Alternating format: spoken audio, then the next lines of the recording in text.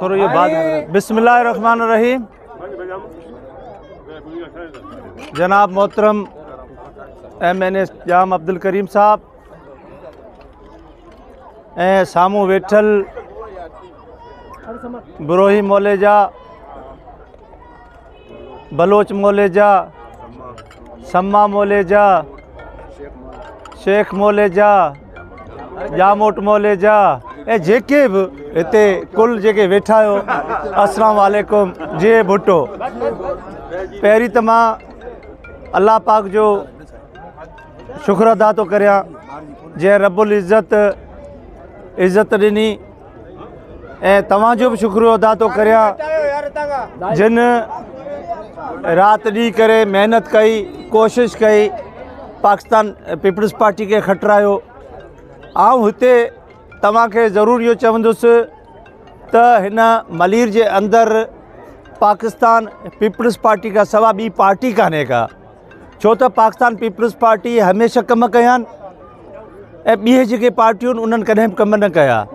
अॼु टाउन अवांजो आहे, यूनियन काउंसिलूं अवांजियूं आहिनि, MP अवांजो आहे, MNA अवांजो आहे। इंशाअल्लाह ताला असां वॾी ॻाल्हि नथा करियूं, तव्हांखे इज़त ॾींदासीं, तव्हांखे मान ॾींदासीं ऐं बाक़ी जेके कम आहिनि मूंखे ॾिसणु जेको अचे थो त एतिरा कम कोन्हनि के घटि कम आहिनि, माइनर कम आहिनि, उहे इंशाअल्लाह ताला असां गॾिजी करे कोशिशि कंदासीं त इहे जेके कम आहिनि असां करियूं, छो त पाकिस्तान पीपल्स पार्टी कम कंदी आहे, ॿी पार्टी का बि कान कंदी।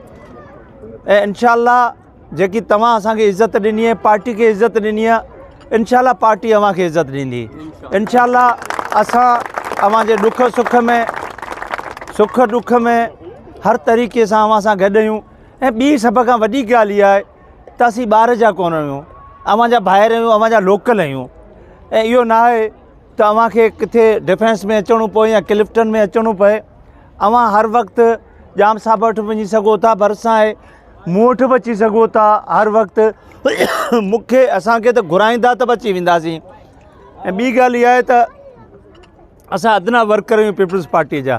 असांजी बज़ाति ख़ुदि मुंहिंजी सची ॻाल्हि इहा आहे, अगरि आउं आज़ादु वियां त मूंखे 500 वोट बि कोन मिलनि।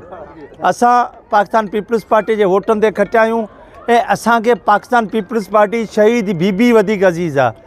ऐं इंशाअल्लाह असां कोशिशि इहा कंदासीं त जेके असांजी तव्हां इज़त ऐं मान ई अजरकूं इहे पटका पाराया आहिनि, इंशाअल्लाह ताला हिन जो असीं लाज रखूं ऐं अव्हांजे ॾुख सुख में असां गॾु हुजूं ऐं अव्हांजी इज़त पहिरीं, उन खां पुठियां इहे कम सभु थींदा ऐं इज़त तव्हांखे ॾियूं, मान ॾियूं। ऐं वरी जॾहिं असां अचूं त कॾहिं बि तव्हां इहो न चओ त असांजे ॾुख सुख में कोन आया, असांजे तकलीफ़ में। कम जेसि ताईं इंसानु ज़िंदा आहे कम ख़तमु कोन्हनि थियणा, जेसि ताईं इंसान जी ज़िंदगी आहे न कम ख़तमु कोन थियणा आहिनि।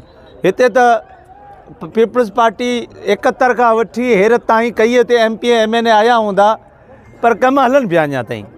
पर इहे कम ज़िंदगी पे थींदा। पर असुल चीज़ आहे उहा आहे इज़त। असुल चीज़ आहे इज़त ॾियणु, मान ॾियणु।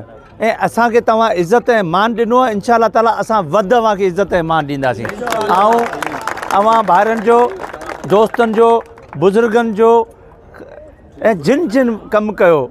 ऐं आउं इहो बि चवंदुसि जिन वोट असांखे ॾिना उन्हनि जी बि महिरबानी, न ॾिना उहो बि असांजा ॿार आहिनि, असां उन्हनि जो बि कमु कंदासीं। ईअं न आहे त बाबा तव्हां वोट न ॾिना त असां वटि न अचो, ईअं न आहे। सभु असांजा ॿाहिरि आहिनि, अचनि, असां ते उन्हनि जो पूरो हक़ु आहे ऐं उहो अचनि। इंशाअल्लाह ताला असां गॾिजी करे जेके बि मसइला आहिनि नंढा, इहे इंशाअल्लाह हल कंदासीं। ऐं अव्हां सभिनीनि भाइरनि जो, दोस्तनि जो तहे दिलि सां शुक्रगुज़ार आहियां।